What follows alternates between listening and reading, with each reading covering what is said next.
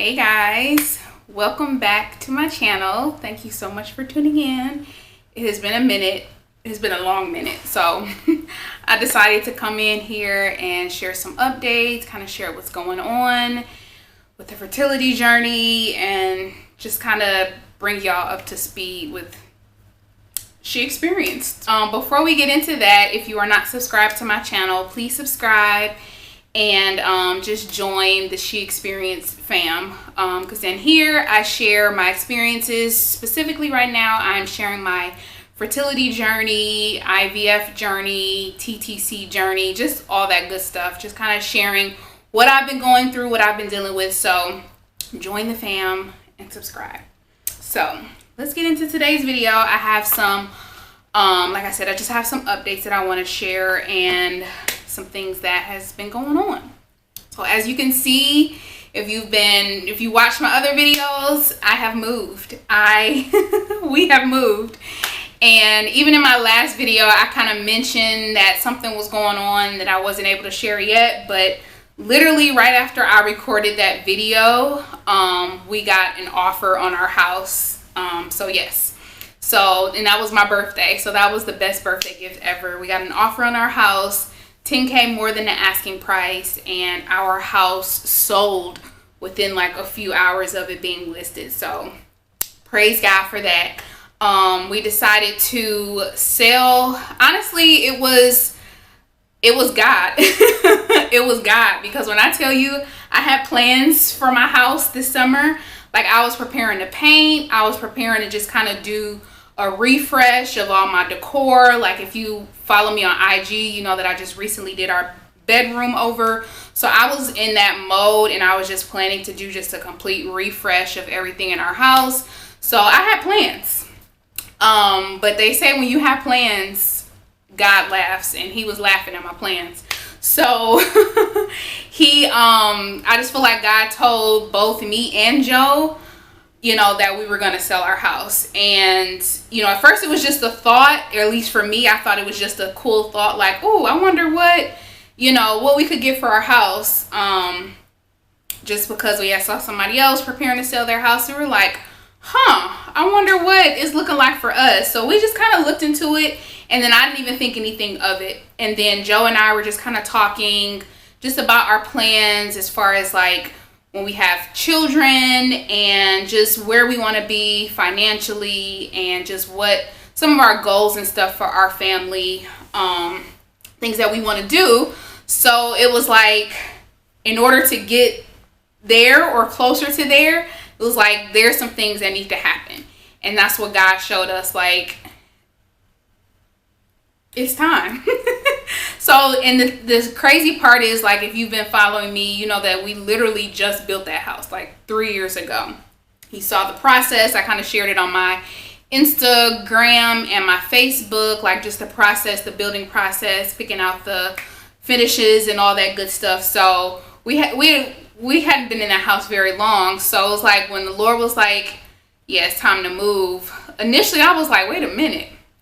Also, I just redid our closet. We literally just redid our closet in January, and then COVID happened. So I feel like I never really fully got to enjoy my closet, because I mean, I haven't been wearing any of the clothes that's in my closet. I just been wearing t-shirts and leggings. So I feel like I was robbed of that beautiful closet, but God restores. That's all I'm gonna say, is that he restores.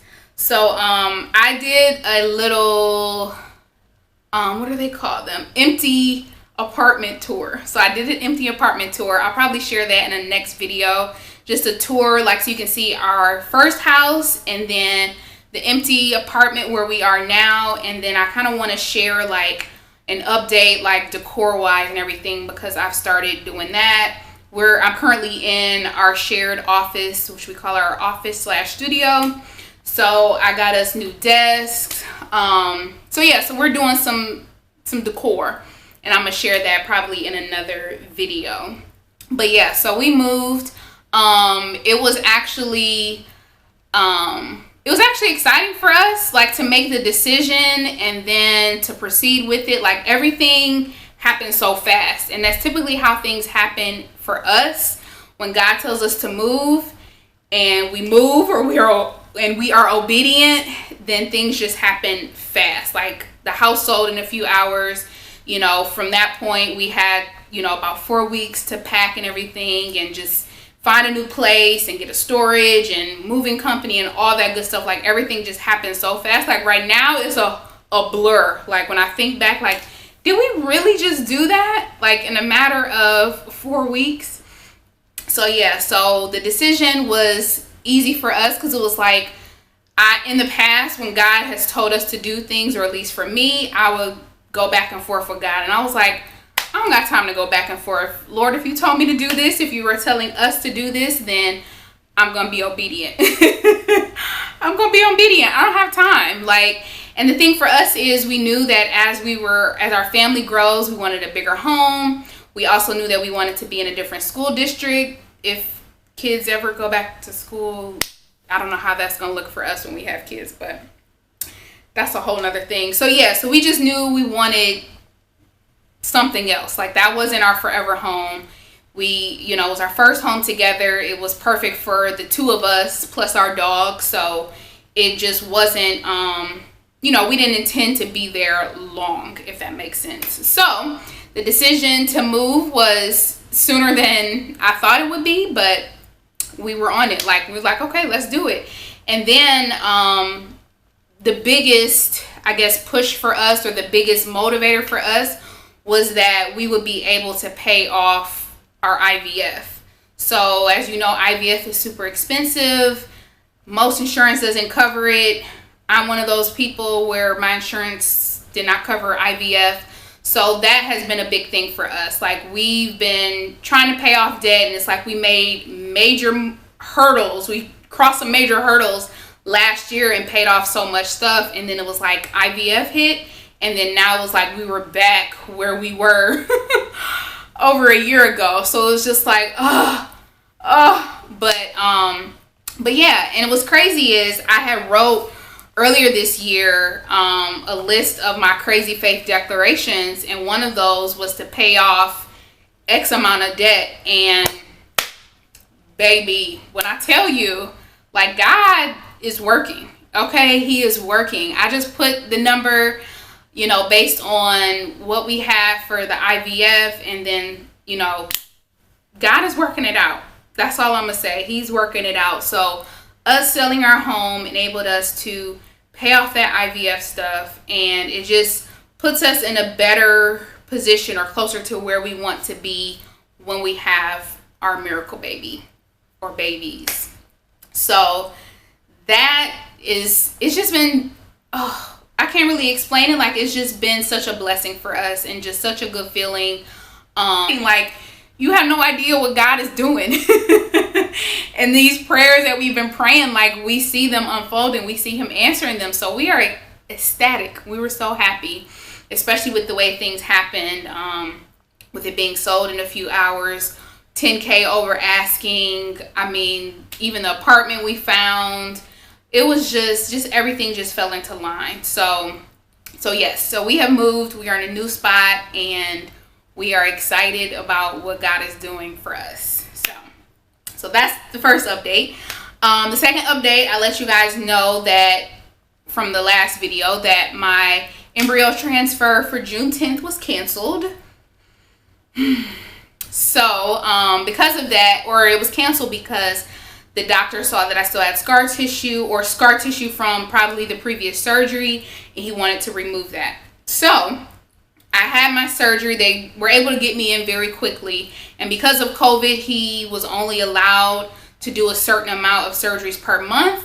But they were, by God's grace, they were able to get me in, and quickly. So my surgery was on July 1st, and the surgery went well as far as I was told. Everything went quickly. It was just a very small area, and he was able to get it. And what he did differently this time to help prevent any more scar tissue was he placed what's called an intrauterine balloon, if you will, inside of my uterus to basically help. It basically expands to the lining of my uterus so that nothing else forms. So it just makes it very tight, I guess. So if you're thinking like a uterus, this is my makeshift uterus, and then the balloon is there like that. So this is the lining here, and then the balloon, which is, I guess, filled with some type of liquid solution to help it to expand. I had to wear it for 2 weeks, so I did not feel it. When I came out of the surgery, and the nurse was like, so he has he put the balloon in, and I'm like, I don't even feel it. The only thing I felt was like the little cord that hangs down. It's probably TMI, but I had to, the way that they tied it, or just kind of secured it, just like up in the vaginal canal or the lining. So uterus is up here, the vaginal wall is here. So that was the only thing that was uncomfortable, but nothing that hurt. So I had to wear that for 2 weeks, and then I went back, and then I was able to get that removed, which was funny because I got it removed on our moving day. Because I was like, please, let's get this thing out. So got that removed 2 weeks after the surgery. And then I was placed on estrogen right after the surgery. Also, because he just wanted my uterine lining to thicken. Just another method or precautionary method to prevent scar tissue is the way he explained it. So was on estrogen until estrogen, and then I ended up getting on progesterone, and then on that until my last period. So after my last period, they wanted me to come in for another saline ultrasound. So when I tell y'all, like, for a whole week, like, I was anxious. It was just a lot. Like, I was on 10 because all of my previous saline ultrasounds always showed something, whether it was, some type of scar tissue or fibroids or something where we just couldn't proceed. So naturally I was nervous. Like, I was just so nervous, but I just committed myself to, that week period of finding, scheduling the appointment to actually going in. I just committed myself to just praying daily, exercising, clearing my mind, meditating, like, just so that I just wasn't filled with so much anxiety. And I wanted to just go in to that appointment just feeling confident. So the appointment was last Friday. Today is Tuesday. So I was holding my breath the entire time, but we got great news that everything looked good. No more fibroids, no more scar tissue, none of that. Like, everything was clear.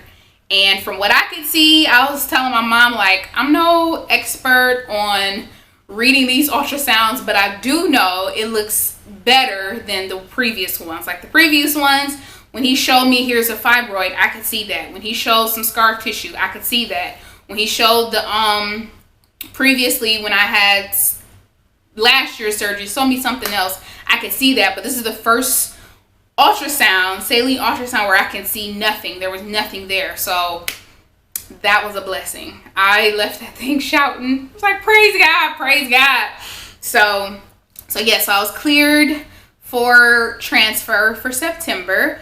So we are looking at a September transfer. Do not have the date yet. I'm not even focused on the date right now. I'm just still sitting in the good news that finally my uterus is acting right, and she is preparing to receive my child. So the next step basically is to get that scheduled. And the way they explained it to me is our clinic does not have an embryologist on staff, so they have to contract embryologists. Sometimes they're local, most of the time they're from out of state. So because of COVID, that's cut down on the amount of embryologists that come in and out of the clinic. So whereas they were doing, a couple of transfers a week, now it's like maybe a couple of transfers every 2 weeks. So I missed, because of the way my period happened and all of that, I missed the August window. So that's what's pushed me to September. But that's cool anyway. I wanted to get settled into our place and, building the furniture and all that stuff. Like, I wanted to have all of that done, because when transfer comes, sis is going to be on bed rest. I already told my husband, prepare, Because most people, I guess, on bed rest 1 to 2 days. 7. I saw somebody on Instagram. I can't think of her name, but I know her when I see her. But she said she was on bed rest for 7 days. I was like, that's gonna be me. That's gonna be me. So yeah. So I just feel like the timing of it all is perfect. Like God, His timing. Like I just can't get over it. Like I was telling one of my friends, like I'm thankful that my June transfer was canceled, because I could not have imagined being pregnant like right off the heels of transfer and then trying to move. Like it wouldn't have happened. So God's timing is perfect. So I'm just thankful that things are happening the way that they're supposed to happen. So yeah. So a September transfer. When I get the date and all that good stuff, I will share that. Just like I said before, when I have to start the shots, I'll share that as well. So stay tuned for that. So another thing I wanted to talk about is just dealing with this pandemic, and I don't know, like it's I would say, like for me, over the last 3 weeks, maybe a 3-week span, like I kind of sunk into a period of depression. Like the way my therapist described it to me years ago was that I kind of have like situational depression. Like a situation or something that I go through can cause me to fall into that depressed state.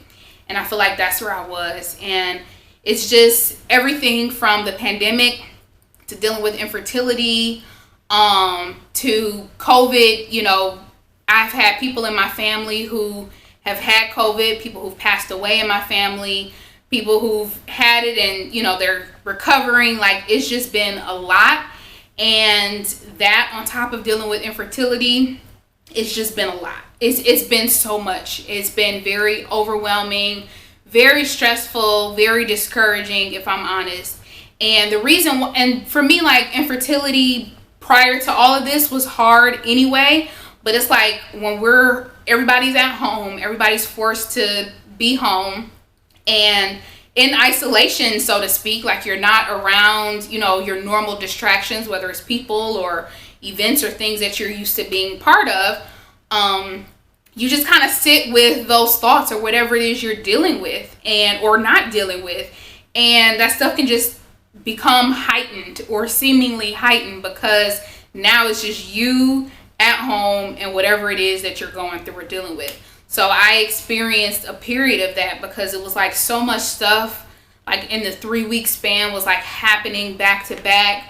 Even like some of my infertility sisters, like just hearing some of the things that they were dealing with, and then I just wasn't in a good place. And when I decided to, like right before my appointment last week, I just decided to spend like a whole week just of praying and waking up early and being intentional about prayer and worship and meditation and reading the word. Excuse me. That helped a lot. That helped me a lot. And then also started working out again. So those things combined really truly has helped me, and I have to continue that. That especially during this time where it's just so much going on. Like I can't allow myself to just sit with my thoughts and all of that. Like I have to get that stuff out. So I'm in therapy. I go to acupuncture. I go to the gym. You know, YouTube is also a great release for me. So I just have to stay active. And I just want to encourage anybody who's, you know, kind of have those same feelings, or you feeling depressed or anxious or just overwhelmed or stressed, specifically with everything that's going on, and even dealing with your fertility journey or not, whatever kind of journey you're on or whatever you're dealing with. I just want to encourage you to get not only into a routine of prayer and worship, even some type of meditation. And so my battery died, but I was just saying to get into a habit of prayer and worship and exercise, just basically creating for yourself a new normal, because the normal as we know it right now it's pretty much over, or at least it is for the time being, for the rest of the year, I would say. And I just had to I had to develop something, because I was used to what I was used to, and it was like, okay, this is cool, you know, it'll probably go back to normal soon. But then it was like, it's not happening anytime soon. So it's just, it was just a lot, and so much got to me. So like I said, I had to develop a new routine that focused on making sure that I'm taking care of myself, if that makes sense. So through exercise, meditation, therapy, acupuncture, prayer, daily prayer and devotion, journaling, like all of those things. Like, do what you got to do to make sure you're taking care of yourself, because during this time it's so uncertain. Things are so crazy. Things are so sad, scary, unfamiliar, that right now everybody's kind of living in a state of trauma, if you will, you know. So you have to take care of yourself. So that's what I've been trying to focus on more, is just really taking care of myself, being intentional about releasing everything that I'm feeling and dealing with, and not allowing it to be bottled up or to just sit there. So that was that. And then what else? I think that's really it. I just wanted to share just kind of what's been going on, what I've been up to, and yeah, I think that's it.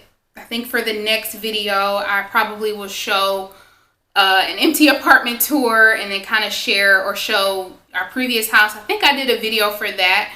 So I'll probably combine those and then just kind of share some ideas and what I have planned for the decor of our new place. And I think that's it. So yeah, I guess I will see you guys in my next video. Don't forget to like, comment, share, and subscribe. And I will see you guys later. Bye.